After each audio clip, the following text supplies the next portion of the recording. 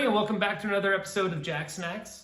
Today's lesson is called Diminished Returns, and we're going to be using the diminished sound to return us or bring us home from our 4 chord to the 1 chord in our blues in the key of A.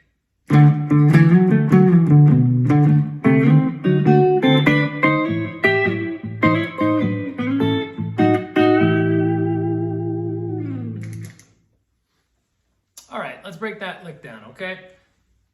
What are we doing? We're playing over a D to that diminished chord.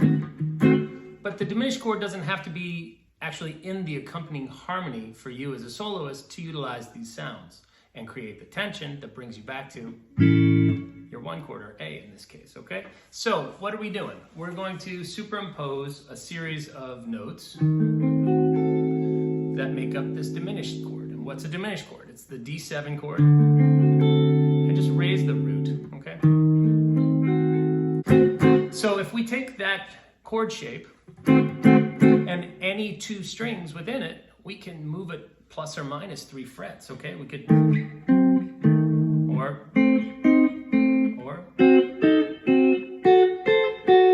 okay? Those are consecutive strings. I'm using like an alternate string pair for this lick, okay? So I'm just breaking it down conceptually what's happening here. So what we're doing is we're taking that shape, and we're going to take the A and G string, and we're going to take that shape and we're going to bring it down. Remember, plus or minus 3 frets from where we were. So we know that this is all good information. So if we take this down 3 frets, okay, that's the same chord, just jumbled up, right? It's just inverted. Sorry.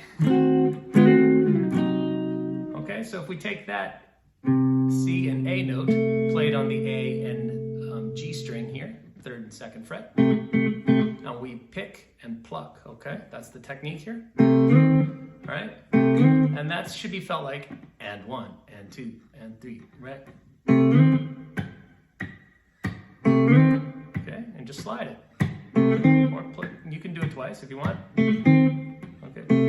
I use my ring and middle finger. All right, even though it's fretted like that when I play it as a chord. All right, we've all done that idea though before, right? All right, so here we are doing that. All right. Now we're going to come to our next string pair. Again, it's an alternate pair.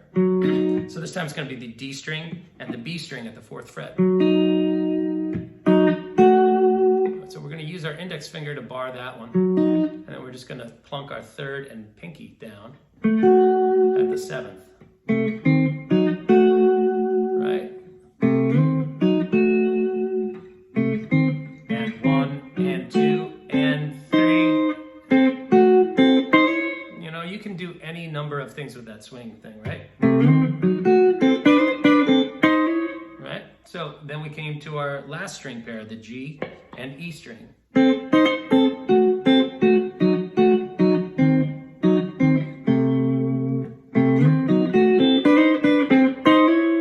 Okay, and then we resolved into our A chord.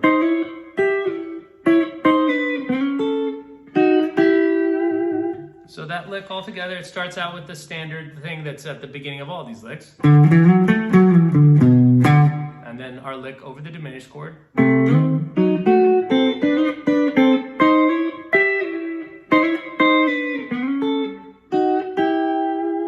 Or.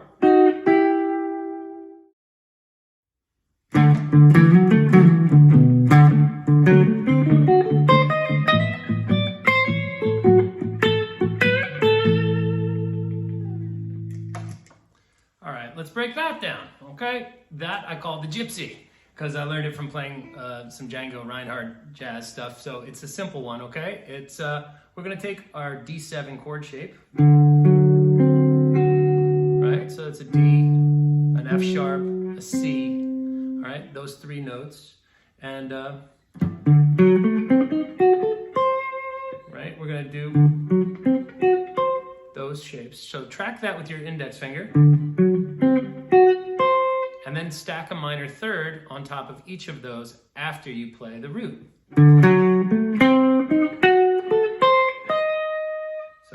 going to put our pinky down.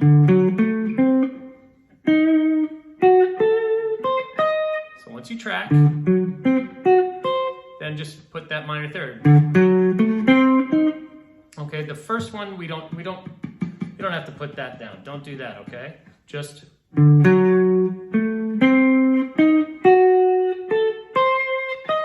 then we're one fret away from a chord tone of the A chord.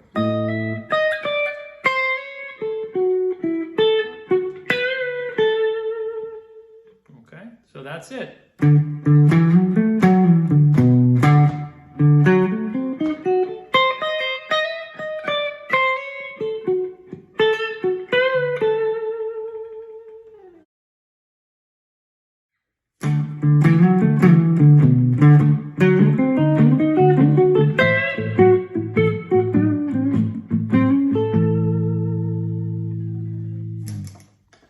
Okay, last licks. All right, we are going to start with our same generic lick. Position shift pinky to 4th fret D string. That's the diminished shape right here. Minor third, minor third. Okay.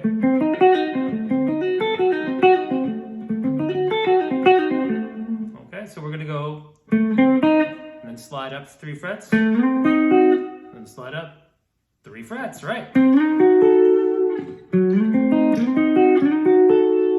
right, and here we are at the 13th fret with our pinky. So that was A on the D string, C on the G string, and D sharp on the B string, right? And we're gonna bring that up to the 10th fret, and then up again to the 13th fret, okay? So seeing the pattern. And then we're gonna come up here, a minor third from our top, right? But rather than just hitting the one note, jump up here and grab it with your index finger at the 12th fret, E string, and then we're gonna bend up a little bit.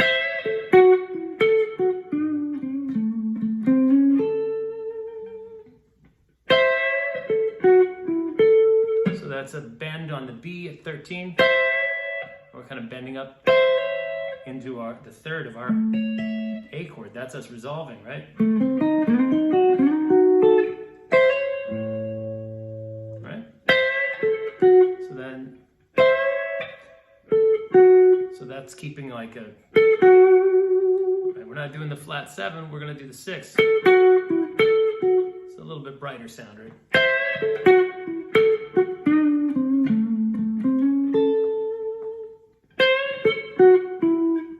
So that's A, F sharp, E, then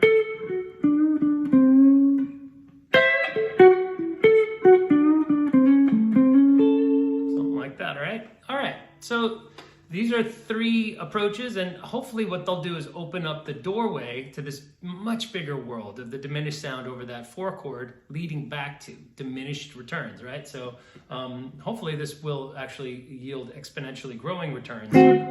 Okay, so using the diminished sound on the second half of your 4 chord to get you back to 1, it's a really cool trick. It's not something that I invented, it's just something that, I think more developed players start to utilize this sound. So Robin Ford, Josh Smith, and those kind of guys. Okay, so I hope you learned something from the lesson. If you did, please share, like, and subscribe. Once again, signing off from Brooklyn, New York, I'm Jack Devine. Thanks for tuning in to Jacksnax. Ciao.